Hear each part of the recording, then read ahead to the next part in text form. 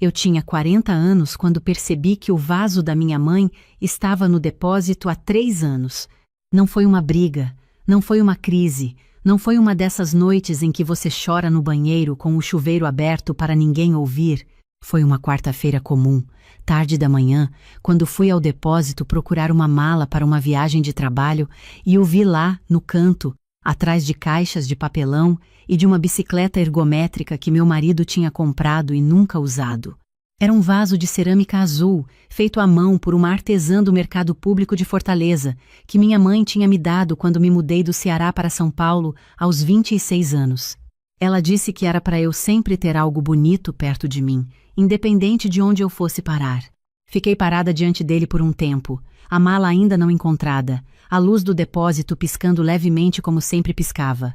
E entendi, naquele instante, com uma clareza que dói e liberta ao mesmo tempo, que tinha me tornado uma pessoa que guarda as próprias coisas no depósito para não incomodar. Mas deixa eu te contar como cheguei até ali, porque essa história não começa no depósito. Ela começa 7 anos antes, quando eu era uma mulher de 33 anos que achava que amor resolvia arquitetura doméstica. Quando conheci meu marido, ele tinha 38 anos, trabalhava como engenheiro civil numa construtora média de São Paulo e morava com a mãe num sobrado de 3 andares no bairro de Moema. Me explicou isso na nossa segunda conversa, com a tranquilidade de quem descreve algo absolutamente natural. O pai tinha morrido 5 anos antes, deixando a casa para a mãe, e ele tinha ficado porque ela não queria ficar sozinha, e porque o bairro era bom, e porque, enfim, era temporário, sempre temporário. Eu era analista financeira numa empresa de logística, morava de aluguel num apartamento de 1 quarto em Pinheiros, tinha uma vida organizada, metas traçadas, uma planilha de investimentos que revisava todo mês. Quando ele me contou que morava com a mãe, pensei: homem que cuida da família. Pensei, responsabilidade. Pensei em tudo, menos no que aquilo de fato significava para a vida que a gente ia construir junto. Minha sogra, nos primeiros meses, era exatamente o tipo de pessoa que faz você acreditar que a sogra ruim é mito. Me ligava para perguntar se eu preferia frango ou peixe quando eu ia jantar no sábado. Perguntava sobre o meu trabalho com uma atenção que parecia genuína. Me chamava de querida com uma naturalidade que eu interpretava como afeto. Numa tarde de domingo, ela me ensinou a fazer o bolo de fubá dela, do jeito que a avó ensinava a ela, e eu fui embora de lá achando que tinha ganhado uma parceira. A primeira rachadura apareceu quando, depois de 1 ano e meio de namoro, a gente começou a falar em casamento, e junto com o casamento veio a conversa sobre onde morar. Meu marido disse que o plano era ficar no sobrado por um tempo, só para juntar dinheiro, só para planejar direito, só até a gente definir o que queria. 6 meses, ele disse, 1 ano no máximo. Minha sogra adoraria ter companhia. Eu deveria ter pedido que ele escrevesse esse prazo em algum lugar. Eu deveria ter entendido que temporário, na língua que ele falava, não tinha data de validade. Mas eu tinha 33 anos, estava apaixonada e achava que desconfiança era coisa de quem não confiava no próprio relacionamento. Casamos numa cerimônia pequena, bonita, íntima. Eu desfiz o aluguel de Pinheiros, coloquei meus móveis numa empresa de guarda-volumes, trouxe para o sobrado o que cabia no quarto que seria nosso: a minha roupa, o meu computador, os meus livros e o vaso azul da minha mãe, que coloquei sobre a cômoda, do lado da janela, onde batia uma luz boa de tarde. Na primeira semana, o vaso ainda estava lá. Na segunda semana, ele tinha sido movido para o banheiro. Quando perguntei, minha sogra disse, com uma leveza de quem comenta sobre o clima, que a luz da tarde era muito forte para a cerâmica artesanal que desbotava o esmalte que ela estava preservando para mim. Agradeci, sem dizer o que achava, e guardei essa informação junto com todas as outras que viriam depois. O sobrado funcionava com uma lógica própria que eu fui aprendendo da forma mais difícil possível, errando e recebendo a correção em silêncio. A lavanderia tinha um esquema de dias. Segunda e quinta eram dias de roupa de cama, terça e sexta eram dias de roupa comum, e se você pusesse roupa para lavar fora desse esquema, ela tirava sem dizer nada e deixava dobrada em cima da máquina. A cozinha tinha uma hierarquia de panelas que eu nunca entendi completamente, mas que era real e absoluta. A sala tinha uma temperatura de ar-condicionado que era 23 graus e ponto, e se você mudasse, ela passava lá em algum momento e voltava para 23 sem nenhum comentário, como se o termostato tivesse corrigido a si mesmo. Eu tentei, nos primeiros meses, entrar nessa lógica. Tentei aprender as regras, respeitar os ritmos, me encaixar no que já existia. Fui percebendo devagar que não era possível me encaixar porque o espaço não tinha sido projetado para me receber. Tinha sido projetado para funcionar de um jeito, e eu era uma variável que precisava se ajustar, não um elemento que transformava o sistema. Meu marido via tudo isso e não dizia nada. Não é que ele fosse uma pessoa má. Era uma pessoa que tinha aprendido, em 38 anos, que o caminho mais curto para a paz doméstica era o silêncio. Quando eu tentava conversar sobre algum episódio específico, sobre alguma coisa que minha sogra tinha dito ou feito, ele ouvia com atenção, assentia, dizia que entendia, que minha sogra tinha um jeito difícil, mas que o coração dela era bom, que a gente precisava ter paciência. Paciência era a palavra que aparecia sempre. Como se o que eu estava sentindo fosse uma questão de temperamento meu e não de território. No 4º ano, a minha cunhada voltou de uma temporada no exterior e passou 2 meses morando no sobrado, enquanto procurava apartamento. 2 meses que me ensinaram mais sobre a dinâmica daquela casa do que 3 anos de observação tinham me ensinado. Porque a minha cunhada chegava à cozinha e pegava o que queria, sem verificar a hierarquia das panelas. Deixava as roupas para lavar em qualquer dia da semana. Punha o ar-condicionado no 21, e quando minha sogra passava e voltava para 23, ela passava de novo e colocava no 21, e não havia nada. Não havia tensão, não havia a reorganização silenciosa, não havia o peso que eu carregava toda vez que fazia algo fora do padrão. Para a minha cunhada, o sobrado era a casa dela, para mim, nunca tinha sido. No 5º ano, comecei a acordar mais cedo do que precisava. Era um hábito que desenvolvi sem perceber, e só entendi o motivo quando, numa manhã de sábado em que fiquei na cama até mais tarde, minha sogra abriu a porta do quarto sem bater para perguntar se eu ia ao mercado com ela. Meu marido estava dormindo ao meu lado. Eu estava acordada, lendo. Ela não pediu desculpa pela entrada sem bater. Só fez a pergunta, esperou a resposta. E quando eu disse que não ia conseguir, disse tudo bem com o tom de quem não acha que está tudo bem, e fechou a porta com um cuidado que era mais barulhento do que se tivesse fechado com força. Acordava cedo porque o quarto que era suposto ser meu não tinha a privacidade básica que qualquer quarto de casal deveria ter. Era mais fácil já estar em pé do que ser encontrada deitada.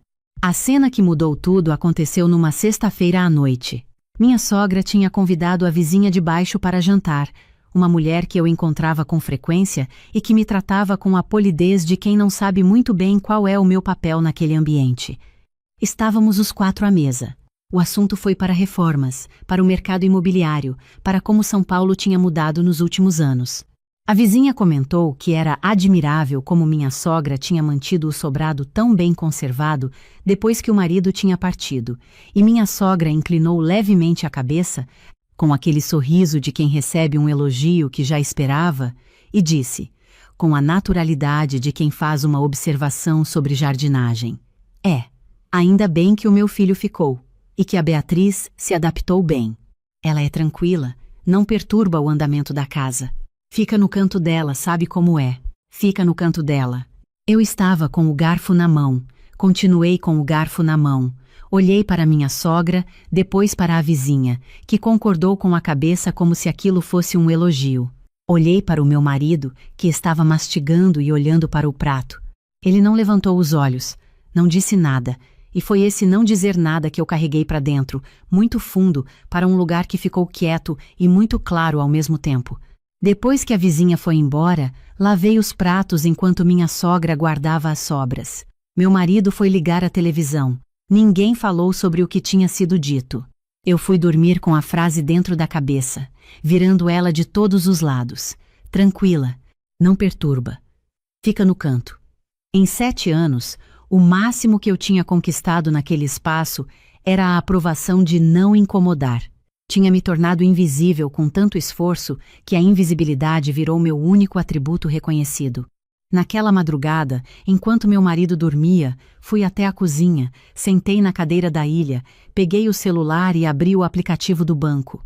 Tinha uma quantia na conta de investimentos que me surpreendeu por um segundo e logo depois não me surpreendeu mais, porque eu era analista financeira. Eu sabia exatamente o que cada real guardado se tornava com tempo e disciplina. Eu poupava porque minha avó tinha me ensinado que mulher precisa ter o seu. Poupava porque nunca me senti completamente dentro daquela casa. Poupava de um jeito instintivo que naquela madrugada, olhando para aquele número na tela, começou a fazer um sentido diferente. Fechei o aplicativo. Não disse nada para ninguém, mas alguma coisa tinha começado a se mover. Eu trabalhava como analista financeira há 12 anos, mas nos últimos 3 tinha começado a fazer consultoria independente para pequenas empresas, ajudando com fluxo de caixa, organização contábil, planejamento de crescimento. Tinha 3 clientes fixos e alguns projetos pontuais, e aquele trabalho me dava uma satisfação que o emprego formal não dava mais.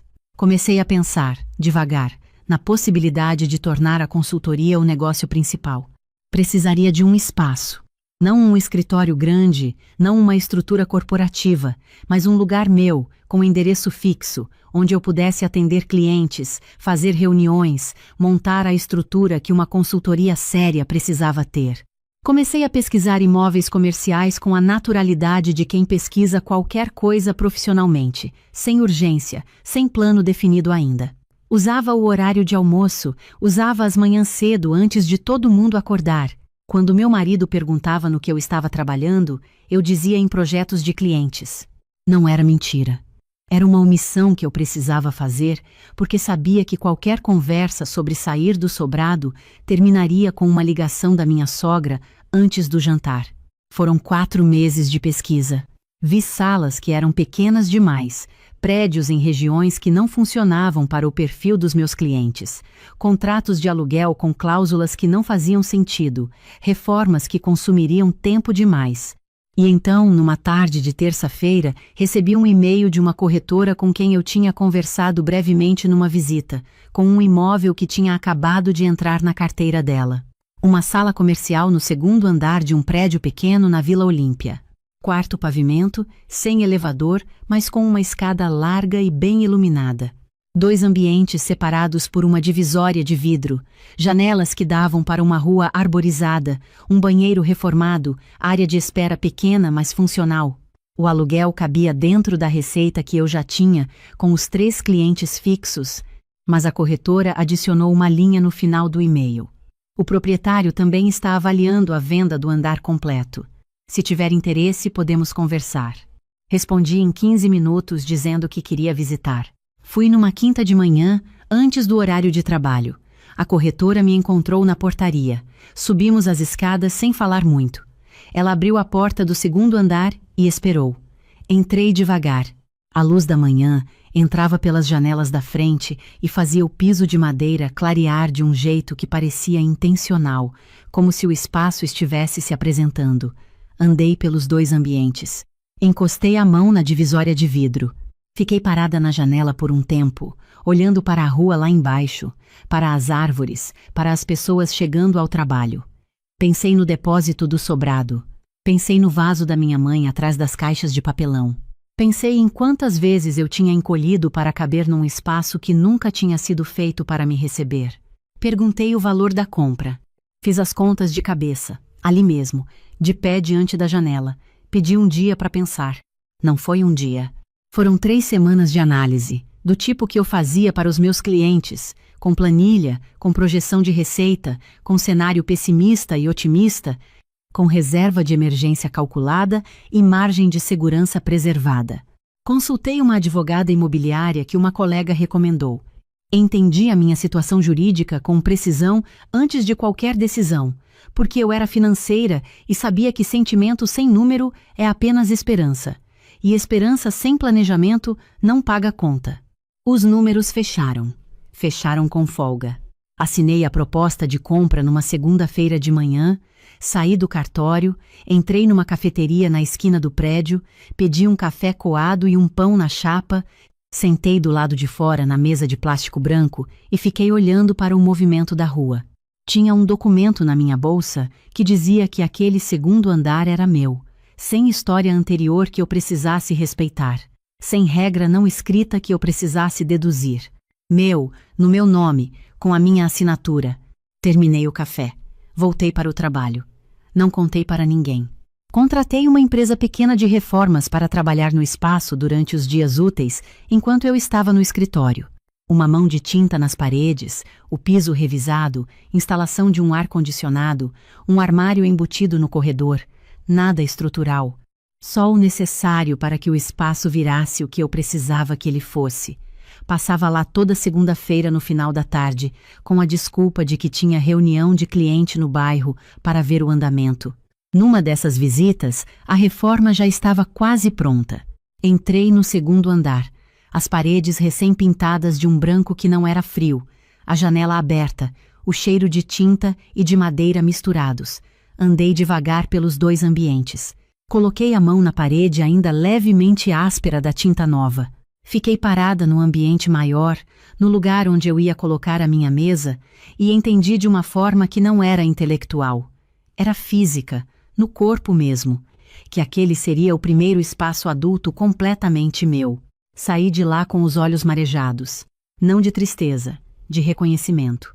Voltei para o sobrado naquela noite, jantei com os dois, ajudei a guardar a cozinha, enquanto minha sogra me contava sobre uma discussão que tinha tido com o condomínio por causa de uma vaga de garagem. Fui dormir com a certeza quieta de quem sabe o que vem a seguir. Nas semanas seguintes, comecei a retirar as minhas coisas do sobrado com uma organização que seria excessiva para qualquer outra coisa. Não de uma vez, que geraria perguntas, mas por categorias, por ordem de importância, sem pressa. Os documentos foram primeiro, depois os itens que tinham história, as fotos da minha família, as cartas que guardava numa caixa de sapato desde a faculdade, o caderno de registros que eu mantinha desde que comecei a trabalhar. Depois as roupas fora de estação, que somem de guarda-roupa sem que ninguém perceba porque ninguém está usando. Levava uma sacola por vez. Nos dias em que saía para trabalhar, depositava no segundo andar que estava se tornando o meu espaço enquanto eu ainda habitava o espaço deles. Meu marido não perguntou nada, ou não percebeu. Aprendi ao longo desses 7 anos que às vezes não dá para distinguir entre as duas coisas. Foi durante esse período que ouvi a conversa que confirmou o que eu já sabia, mas que precisava ouvir em voz alta para aceitar inteiramente. Era um sábado. Eu tinha chegado mais cedo do que o esperado porque um encontro com uma amiga tinha sido cancelado. Entrei pelo portão lateral, como sempre, sem fazer barulho. Minha sogra estava na varanda dos fundos falando ao telefone, com a voz num volume que chegava claro até o corredor interno. Parei involuntariamente quando ouvi meu nome. Não, ela não é uma pessoa ruim, não, estava ela dizendo. É educada, é organizada, mas não é minha filha. É diferente. Eu tenho 72 anos, já criei meus filhos, já fiz a minha parte. Não posso passar o resto da vida tendo que pensar se posso andar de camisola na minha própria cozinha.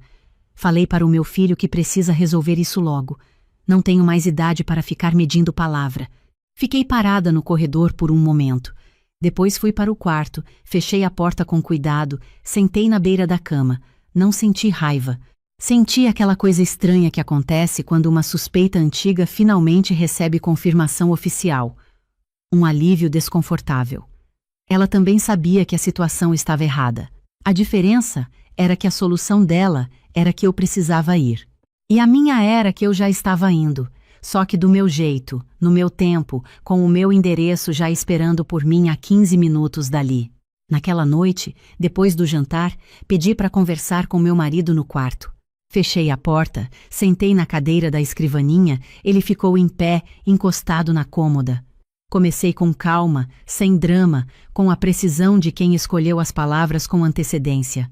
Disse que tinha ouvido a conversa da tarde. Disse que entendia o que minha sogra sentia. Disse que queria saber o que ele pensava sobre tudo aquilo. Não o que ela pensava. O que ele, especificamente ele, pensava sobre como a gente estava vivendo. Ele passou a mão no rosto. Fez aquela pausa que eu conhecia bem, a pausa de quem está calculando qual resposta vai gerar menos conflito. Então disse que minha sogra tinha um jeito difícil, que eu precisava entender que era assim que ela se comunicava, que não era pessoal. Eu olhei para ele por um segundo antes de continuar. Perguntei se ele sabia que eu transferia todo mês para a conta conjunta a minha parte de todas as despesas da casa, alimentação, condomínio, contas de consumo, manutenção. Ele disse que sim, que sabia. Perguntei se minha sogra sabia disso. O silêncio dele durou um segundo a mais do que devia, e esse segundo foi a resposta. Durante 7 anos eu tinha contribuído todos os meses, sem falhar uma única vez, e esse dinheiro entrava numa conta que ele administrava, e minha sogra nunca tinha sido informada. Na visão dela, eu era uma nora que morava na casa dela de favor. Comia a comida dela, usava a estrutura dela, ocupava o espaço dela sem devolver nada. Eu era, na versão dela da história, uma conveniência disfarçada de família. Disse isso a ele com uma voz mais calma do que eu sabia que era capaz de ter naquele momento. Disse que durante 7 anos eu tinha pago para ser tratada como hóspede, que ele tinha estado presente em todos esses episódios e não tinha dito nada, que o dinheiro que eu tinha guardado era o fruto do meu trabalho, da minha competência, dos anos que eu passei construindo uma carreira e que eu tinha usado esse dinheiro para construir algo completamente meu. Ele ficou em silêncio. Não foi o silêncio de quem está processando. Foi o silêncio de quem já sabe que não tem resposta que funcione. Ele olhou para a cômoda, depois para o chão, depois para um ponto entre os dois que não era nada. E foi nesse silêncio que eu entendi, com uma clareza final e tranquila, que não havia nada ali para consertar. Não era um mal-entendido. Não era uma crise de comunicação. Não era uma fase difícil que passaria com paciência e conversa. Era a estrutura inteira de um casamento construído sobre uma base onde eu nunca tinha sido tratada como igual, onde minha presença era tolerada e minha contribuição era invisível. Saí do quarto. Fui até a cozinha, bebi um copo d'água, voltei a dormir do lado dele sem dizer mais nada. Existia um plano. O plano era melhor do que a briga. Liguei para minha advogada no dia seguinte, durante o horário de almoço, de dentro do meu carro estacionado num ponto da rua onde não havia como me ver da janela do escritório. Conversei sobre a minha situação jurídica com todos os detalhes que ela precisava para me orientar corretamente. Entendi o que era meu, o que precisava ser garantido antes de qualquer movimentação, quais eram os próximos passos. A conversa durou 1 hora. Saí dela com um mapa. Continuei a rotina por mais 2 semanas. Acordava, tomava café, ia trabalhar, voltava, jantava, ajudava a guardar a cozinha, ouvia sobre o condomínio e a vaga de garagem, dormia. Por fora, absolutamente nada tinha mudado. Por dentro, eu estava terminando de desmontar 7 anos de vida, sacola por sacola, levada para o 2º andar da Vila Olímpia toda segunda-feira de tarde. Na última semana, coloquei o vaso da minha mãe dentro de uma sacola de tecido, envolto em bolhas de plástico para não bater durante o trajeto. Ele foi o último a sair. Na sexta-feira seguinte, combinei com uma empresa de mudança pequena, recomendada pela minha advogada, que trabalhava com discrição e eficiência. 3 pessoas, um caminhão médio, lista detalhada do que levar, hora marcada para as 8 da manhã. Meu marido tinha o hábito de sair às 8h15 para uma corrida que fazia toda sexta-feira sem exceção. Minha sogra tinha fisioterapia às 9 nas sextas, num clínico de reabilitação a 20 minutos de casa, e levava o carro dela, chegando de volta por volta das 11. O caminhão chegou às 8 em ponto. Eu já estava acordada há 2 horas. Os 3 rapazes trabalharam com uma organização que eu tinha pedido expressamente. Rápido, sem barulho desnecessário, sem dúvidas sobre o que carregar, porque eu tinha feito uma lista com foto de cada item. Os móveis que eu tinha comprado com nota fiscal no meu nome, os equipamentos de trabalho, os livros, as plantas que eu cultivava no peitoril da janela do quarto, o vaso que já estava embalado desde a véspera. Às 10h10, o caminhão estava quase pronto. Faltava a última caixa quando ouvi o portão da garagem abrir. Minha sogra tinha voltado mais cedo. A sessão de fisioterapia tinha sido cancelada porque a fisioterapeuta teve um imprevisto familiar. Ela entrou pela porta lateral da garagem, viu o caminhão na rua, viu os rapazes descendo a última caixa, parou no meio do quintal com a bolsa na mão e a chave do carro ainda entre os dedos. Ficou me olhando, depois o caminhão, depois os rapazes, numa sequência que se repetiu umas 3 vezes enquanto o quadro ia se montando na cabeça dela. "O que está acontecendo aqui?" ela disse. Não era pergunta, era o começo de um entendimento que ela ainda estava resistindo. "Eu estou indo embora", eu disse, simples, direta, sem elevar a voz. Ela ficou parada como se o chão tivesse mudado de consistência sob os pés. "Indo embora para onde, Beatriz? Você tem onde ir. Você não avisou, você não conversou.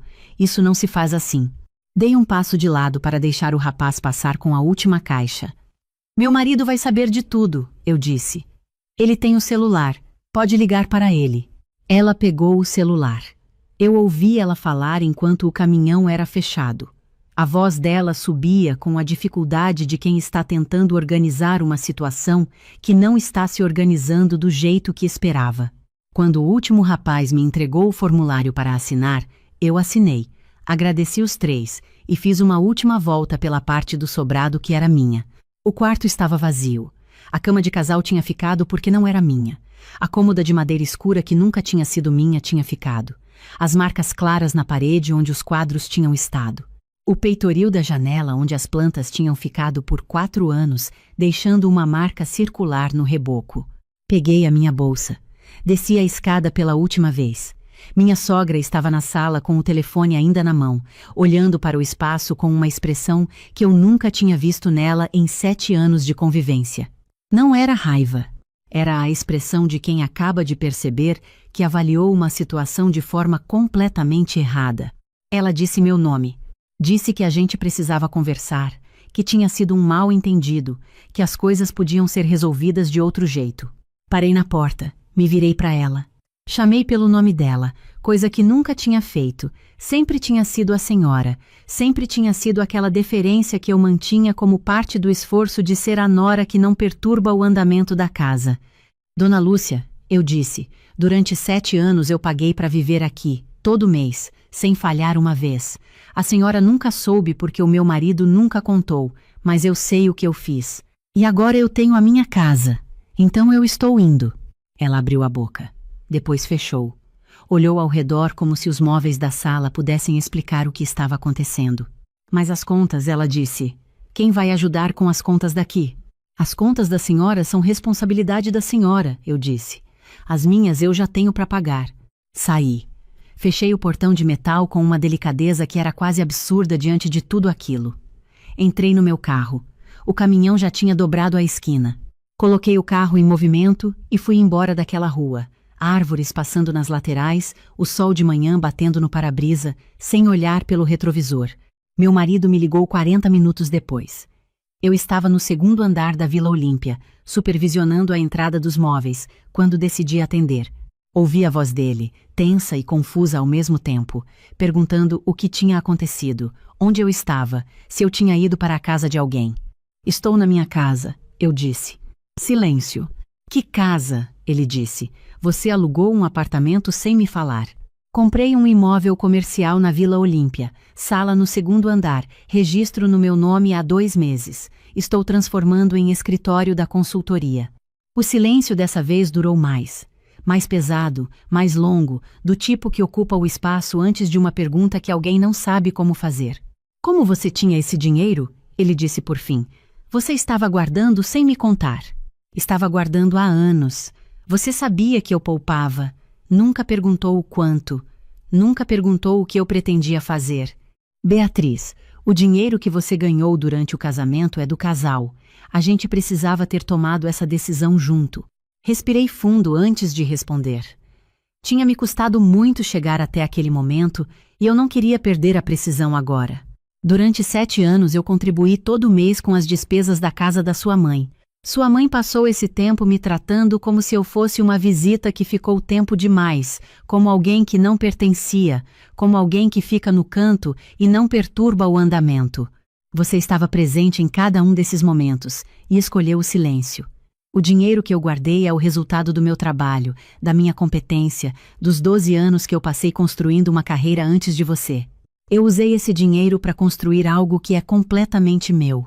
Recomendo que você fale com um advogado para entender a parte legal do processo. Eu já tenho o meu. Desliguei.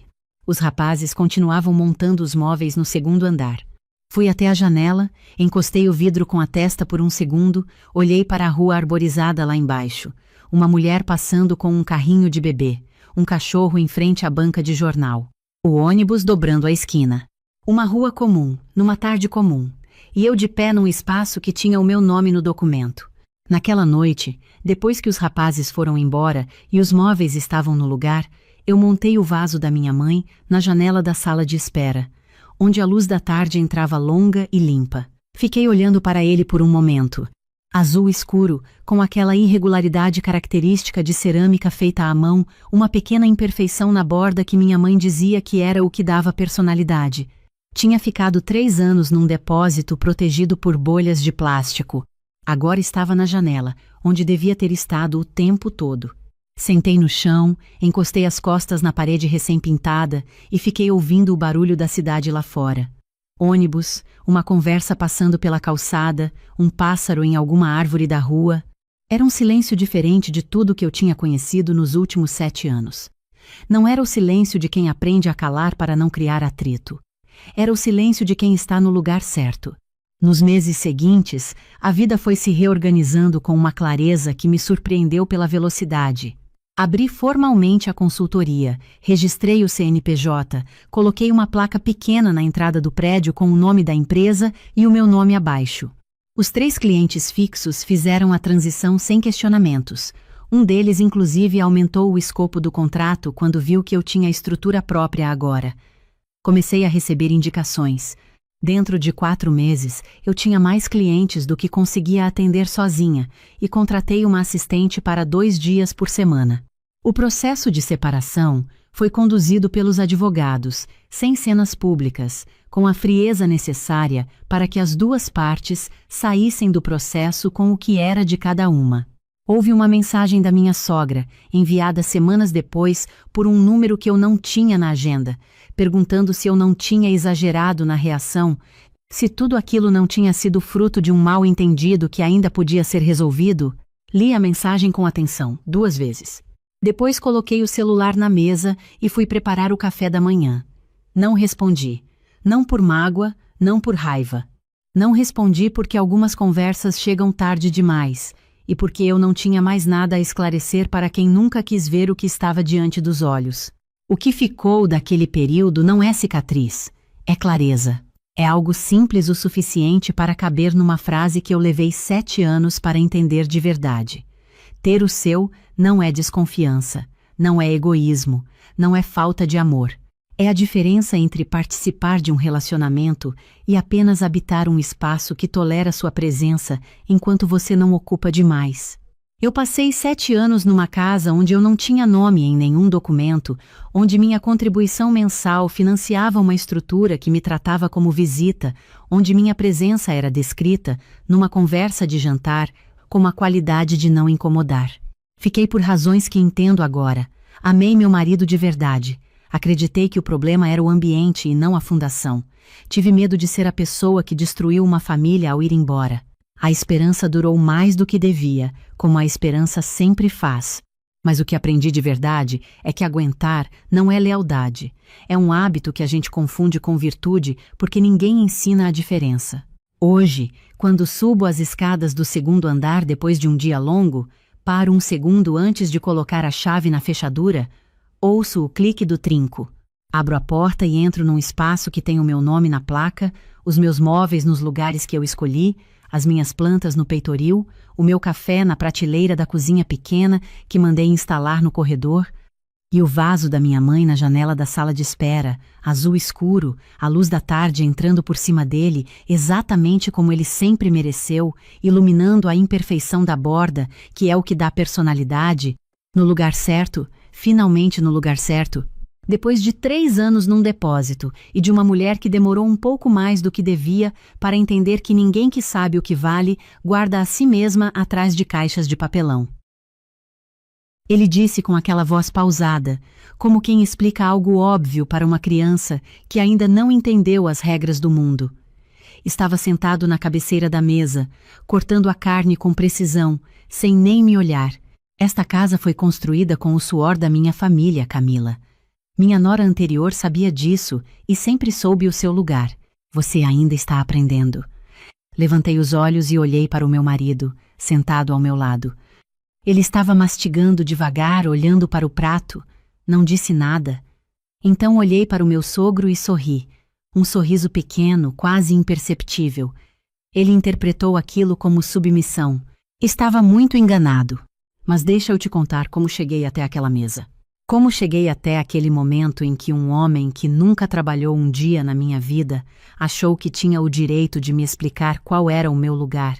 Meu nome é Camila, tenho 40 anos, e quando me casei com Ricardo, há 6 anos, eu já tinha construído a minha vida inteira sozinha. Cresci em Ribeirão Preto, filha de professora e de mecânico. Aprendi desde cedo que ninguém vai colocar nada na sua mão se você não correr atrás. Me formei em arquitetura, trabalhei em escritório por 8 anos. Depois abri o meu próprio ateliê de projetos residenciais, pequeno no começo, depois foi crescendo. Quando conheci Ricardo, eu tinha 34 anos, um escritório com 3 funcionários, uma carteira de clientes fixa e um apartamento quitado em Higienópolis que eu tinha comprado aos 31. Ricardo era engenheiro civil, filho único, educado, atencioso. A família dele morava em Moema, numa casa grande que o pai, o seu Antônio, nunca cansava de mencionar em toda a conversa. Esta casa tem 42 anos. Eu construí cada tijolo com as minhas próprias mãos. Era uma frase que eu ouvi na primeira visita, na segunda, na quinta. Com o tempo, percebi que não era um comentário, era um aviso. No início, a sua Glorinha, minha sogra, me recebia bem. Elogios calculados, perguntas sobre o meu trabalho que terminavam sempre com um "que interessante", dito de um jeito que significava exatamente o contrário. Mas era cordial. Era suportável. O problema era o seu Antônio. Meu sogro era daquele tipo de homem que acredita que a opinião dele é a verdade do universo. Aposentado há 12 anos de uma empresa pública, ele tinha construído toda a sua identidade ao redor daquela casa, daquela família e da narrativa de que tudo o que existia ali era resultado exclusivo do esforço dele. A nora anterior, a Fernanda, tinha ficado casada com Ricardo por 4 anos antes de se separarem. Não tive filhos, não tive grandes conflitos, simplesmente não deu certo. Mas o seu Antônio vivia citando a Fernanda como exemplo. Fernanda nunca questionava nada. Fernanda sabia respeitar. Fernanda virou um fantasma que habitava aquela casa, mesmo depois de ter saído dela. 6 meses depois do casamento, Ricardo propôs que a gente se mudasse para a casa dos pais dele. A ideia era temporária, ele disse. Estávamos planejando construir uma casa própria num terreno que a família tinha em Alphaville, e enquanto o projeto ficasse pronto, faria sentido economizar o aluguel. Eu tinha o meu apartamento em Higienópolis, mas estava alugado, gerando uma renda que ia direto para a minha conta reserva. Fiz as contas, conversei comigo mesma durante 3 dias e concordei. Temporário, me disse. 6 meses, no máximo 1 ano. Passou 1 ano, depois 2, depois 3. O projeto de Alphaville foi engavetado porque o seu Antônio achou que o terreno devia ser dividido de outro jeito, que a planta que eu tinha desenhado não estava correta, que ele conhecia um engenheiro de confiança que podia refazer tudo. Eu era arquiteta há 15 anos, mas na avaliação do meu sogro, isso não significava muito. Foi nesse período que começaram as pequenas invasões. Meu sogro tinha o hábito de entrar no quarto que eu dividia com Ricardo sem bater. Às vezes para pegar alguma ferramenta que guardava no armário da varanda, às vezes para só ver como estava tudo. Quando eu mencionei que me sentia desconfortável, Ricardo disse que o pai era assim, sempre foi, não tinha maldade. Quando pedi que pelo menos avisassem antes, o seu Antônio ficou ofendido por 1 semana inteira. A cozinha era outro território de conflito constante. Eu cozinhava diferente. Usava ervas que ele não reconhecia, fazia receitas que não eram comida de verdade, segundo a avaliação dele. Uma vez preparei um risoto de cogumelos numa sexta-feira à noite e ele empurrou o prato para o lado e pediu para a sua Glorinha fazer um arroz com feijão porque não aguentava comida de restaurante chique dentro da própria casa. Ricardo riu. Achou graça. Eu não achei. Mas o pior não era o seu Antônio. O pior era o silêncio do Ricardo. Cada vez que o seu Antônio fazia um comentário sobre o meu trabalho, sobre a minha família, sobre a maneira que eu arrumava as coisas na cozinha ou escolhia a roupa para sair, Ricardo ficava quieto. Não concordava abertamente, mas não discordava também. Vivia naquele espaço confortável da neutralidade que, na prática, era cumplicidade. Quando eu falava sobre isso depois, ele dizia que eu estava interpretando mal, que o pai não tinha a intenção de ofender, que eu precisava entender a cultura da família dele. Cultura da família. Essa frase me consumiu por dentro durante meses. O ponto de ruptura aconteceu numa tarde de domingo. Tínhamos visita, 2 casais amigos do seu Antônio, pessoas que ele conhecia há décadas. Estávamos todos na sala quando um deles me perguntou o que eu fazia. Antes que eu pudesse responder, o meu sogro falou por mim. Ela cuida da casa e ajuda o Ricardo no que pode. Dito com a naturalidade de quem está descrevendo o tempo lá fora. Eu olhei para ele. Depois olhei para Ricardo. Ricardo estava sorrindo para o amigo do pai, entrando num outro assunto. Eu cuido da casa e ajudo o Ricardo no que posso. Eu tinha um ateliê de arquitetura. Tinha acabado de assinar o projeto de um condomínio residencial em Campinas. Tinha 3 funcionários, 2 estagiários e uma carteira com 17 clientes ativos. Mas ali, naquela sala, na frente de desconhecidos, eu era a moça que cuidava da casa. Voltei para o quarto com desculpa de pegar alguma coisa e fiquei em pé na frente da janela por alguns minutos, respirando. Não chorei, não senti raiva. Senti uma coisa diferente, mais fria, mais clara. Senti que estava na hora. Porque tinha uma coisa que o meu sogro não sabia, que o meu marido sabia, mas nunca tinha se dado ao trabalho de contar para mais ninguém da família porque não achava relevante. Uma coisa que eu carregava comigo em silêncio desde o ano anterior, esperando o momento certo de decidir o que fazer. 2 anos antes daquele domingo, eu tinha recebido uma proposta de compra pelo meu ateliê. Não foi uma surpresa completa. O mercado de arquitetura de interiores e projetos residenciais de alto padrão tinha crescido muito depois da pandemia. Um grupo de investimento imobiliário de São Paulo estava comprando ateliês com carteira de clientes consolidada para criar uma rede integrada de serviços. Meu ateliê estava na lista deles. Conversei com os meus sócios, consultei advogados, passei 4 meses analisando. No final, vendi 60% da participação e fiquei como diretora criativa com contrato de 2 anos. O valor que entrou na minha conta naquele dia era R$ 2.200. Lem. Não contei para o Ricardo no começo porque estava processando. Depois fui contando aos poucos, mas ele não demonstrou muito interesse nos detalhes. Que bom, meu amor, disse, continuando a ver o jogo no celular. Para ele, o ateliê sempre foi o meu hobby caro. Ele nunca entendeu muito bem o que eu fazia, nem tentou. O dinheiro ficou aplicado, rendendo, enquanto eu pensava no que fazer com ele. Naquela tarde de domingo, em pé na frente da janela, comecei a pensar de verdade. Abri o notebook no quarto com desculpa de trabalhar. Mas em vez de abrir projetos, abri portais de imóveis. Sabia exatamente o que estava procurando, porque tinha olhado algumas vezes antes sem compromisso. Um apartamento, só meu, num bairro que eu escolhesse, com a decoração que eu quisesse, sem ninguém para me dizer que o meu gosto era errado ou que eu não entendia de elegância. Encontrei uma cobertura duplex no Itaim Bibi. 3 quartos, 2 banheiros, terraço com churrasqueira e uma vista que pegava boa parte da cidade. O proprietário estava vendendo porque ia morar fora do país. Preço: R$ 1.980.000,00, abaixo do que eu tinha. Agendei uma visita para a semana seguinte, sem contar para ninguém. Fui sozinha numa terça de manhã. Entrei no apartamento e senti algo que não sentia há muito tempo. Reconhecimento. Era exatamente o tipo de espaço que eu teria projetado para mim mesma se alguém me pedisse. Pé direito alto, janelas largas, uma cozinha que fazia sentido, paredes que pediam os quadros certos. Caminhei por cada cômodo devagar. Me sentei um momento no terraço e olhei para a cidade. A senhora quer fazer uma proposta? Perguntou a corretora. Quero, respondi. Fechamos em 12 dias. Escritura assinada, transferência feita, chaves na minha mão. Tudo resolvido numa velocidade que me surpreendeu até a mim. O proprietário precisava sair logo e eu não precisava de financiamento. Foi assim. Durante aqueles 12 dias, continuei fazendo tudo normalmente. Acordava, preparava o café, almoçava com a família, ouvia os comentários do meu sogro, via o Ricardo na neutralidade confortável dele.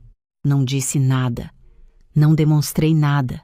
Comecei a organizar mentalmente tudo o que era meu dentro daquela casa. Os anos iam me mostrando claramente o que tinha chegado comigo e o que era da família.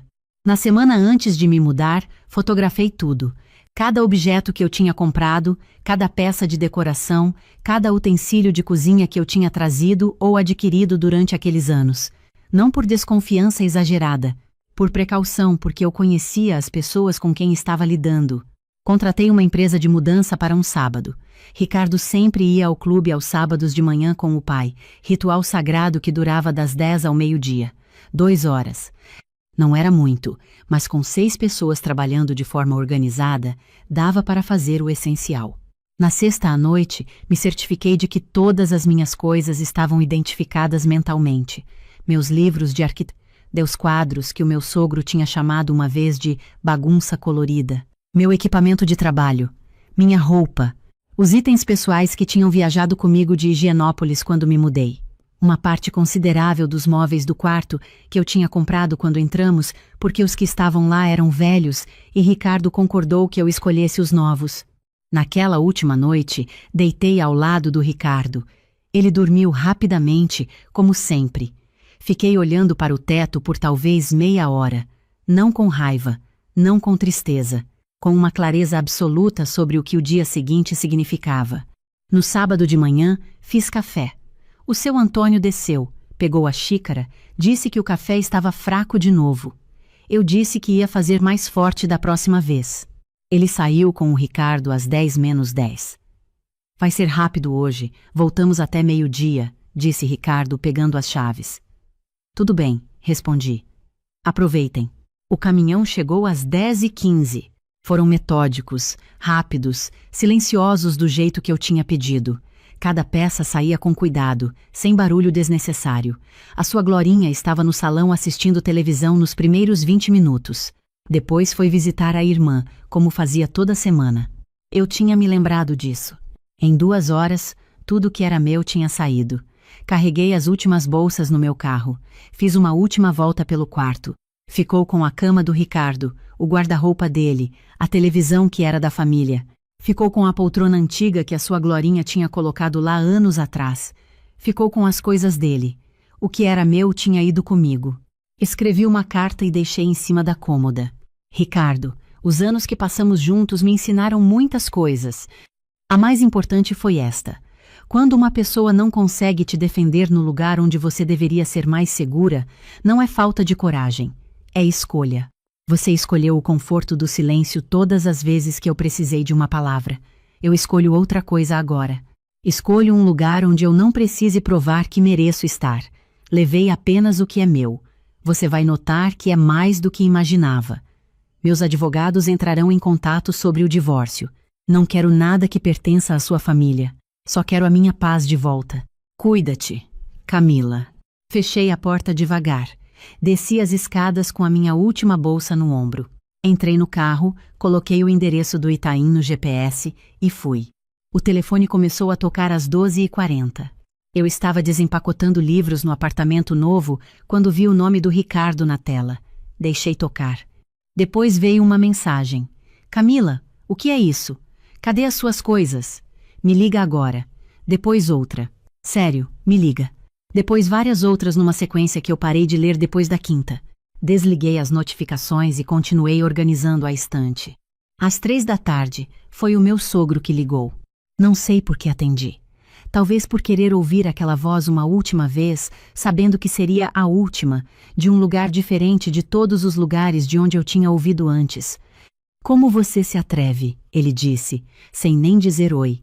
A voz estava diferente. Não era a voz pausada de quem explica as regras do mundo. Era uma voz que eu não tinha ouvido antes, tensa, um pouco trêmula. Como você se atreve a fazer isso com o meu filho? Com a minha família? Você entrou nessa casa, nós te recebemos, te demos teto. Com o devido respeito, interrompi. Eu paguei pelo teto, eu paguei metade das contas durante 6 anos. E ainda assim o senhor me apresentou para os seus amigos como a moça que cuida da casa e ajuda o Ricardo no que pode. Silêncio do outro lado. Eu tenho um ateliê de arquitetura. Eu tenho clientes, projetos, funcionários. Eu construí a minha carreira sozinha muito antes de conhecer o Ricardo.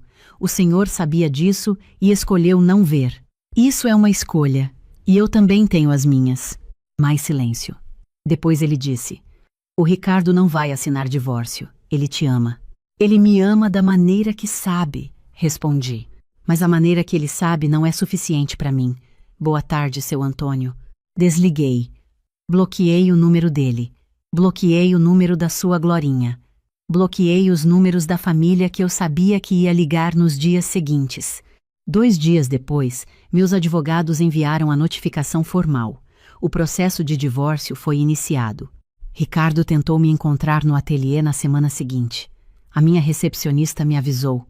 Mandei dizer que eu estava em reunião e que se ele não saísse em 5 minutos, eu chamaria a segurança do prédio. Ele saiu em 3. Uma mensagem chegou 3 semanas depois, por meio de uma amiga em comum que passou o meu novo número sem me perguntar. Camila, eu errei. Eu sei que errei. Não precisava ser assim. Me dá uma chance. Estava sentada no meu terraço, com uma taça de vinho, olhando para as luzes da cidade. Li a mensagem. Fiquei alguns segundos pensando no Ricardo que eu tinha conhecido, no homem atencioso dos primeiros meses, no sorriso dele. Depois pensei nos anos de silêncio, em todas as vezes que eu esperava e nada vinha. Escrevi: não tem conserto o que sempre esteve quebrado. Cuide-se. E bloqueei esse número também. O divórcio foi concluído 7 meses depois de eu sair daquela casa. Rápido, limpo, sem audiências. Não quis nada que fosse deles. Não precisava. Tudo que era meu já estava comigo há muito tempo. Só precisava de um endereço diferente. Hoje, quase 2 anos depois daquele sábado de manhã, moro no meu duplex no Itaim do jeito que sempre quis. Reformei o terraço, coloquei as plantas que o seu Antônio chamaria de bagunça. Pendurei os quadros que o meu sogro nunca entendeu. Cada detalhe desse apartamento é uma decisão minha. Cada cor, cada textura, cada luminária escolhida por mim, no meu tempo, sem ninguém me dizendo que o meu gosto era inadequado. Retomei a direção criativa do ateliê com mais energia do que tinha há anos. Tem algo que acontece com a criatividade quando você para de gastar energia, gerenciando o desconforto constante de não ser bem-vinda onde deveria ser. Ela volta, fica mais forte. Assinei contratos maiores, firme novos projetos, contratei mais uma pessoa para a equipe. Reinvesti parte do dinheiro que sobrou em 2 startups lideradas por mulheres que estavam na fase inicial que a minha passou anos atrás. É uma forma de circular o que aprendi. Encontrei o Ricardo uma vez, por acaso, num domingo no mercado do Pinheiros. Ele estava com uma mulher, os dois escolhendo frutas. Nossos olhares se cruzaram. Ele ficou parado por um segundo, como quem não sabe o que fazer com as mãos. Eu acenei levemente com a cabeça, a forma educada de dizer: está tudo bem, siga em frente, e continuei andando. Não senti nada pesado. Senti o que se sente quando você olha para uma fase que já passou e reconhece que ela te formou sem precisar te definir para sempre. Tem gente que me pergunta se não foi radical demais, se não tinha outro jeito, se eu não devia ter conversado mais, tentado mais, dado mais uma chance para o casamento. Eu sempre respondo a mesma coisa. Eu tentei, conversei, tentei de novo. Por 6 anos tentei de jeitos diferentes. O que eu não havia tentado era parar de tentar convencer quem não queria se convencer e simplesmente ir embora. Isso eu não tinha tentado. E foi a única coisa que funcionou, não para o casamento, para mim. Porque existe uma coisa que eu aprendi naqueles anos que é mais valiosa do que qualquer apartamento, qualquer dinheiro, qualquer conquista profissional. Aprendi que a nossa dignidade não sobrevive em ambientes que a ignoram sistematicamente. Ela vai cedendo aos poucos, tão devagar que você quase não percebe, até que um dia você está sorrindo educadamente, enquanto alguém te diz que o teu lugar é servir e o seu marido olha para o prato. Eu tinha chegado nesse dia. O meu sogro achava que o poder dele estava na casa que ele construiu tijolo por tijolo. Achava que ter me recebido debaixo do seu teto me colocava em dívida perpétua com ele. O que ele não entendeu, nunca vai entender, é que nenhuma casa tem valor maior que a consciência de quem a habita. E quando a consciência fica grande demais para caber num lugar, ela vai embora e encontra um lugar novo. Hoje à noite vou trabalhar um pouco no projeto novo. Depois vou sentar no terraço com a minha xícara de café, olhar para a cidade e sentir o que sinto toda vez que fecho a porta do meu apartamento. Aquela leveza específica de quem não deve satisfação para ninguém, de quem chegou onde chegou pelos próprios meios e não abre mão disso por conveniência de mais ninguém. Não é arrogância. É apenas o peso exato de saber quem você é. E essa, nenhum sogro do mundo consegue tirar de você.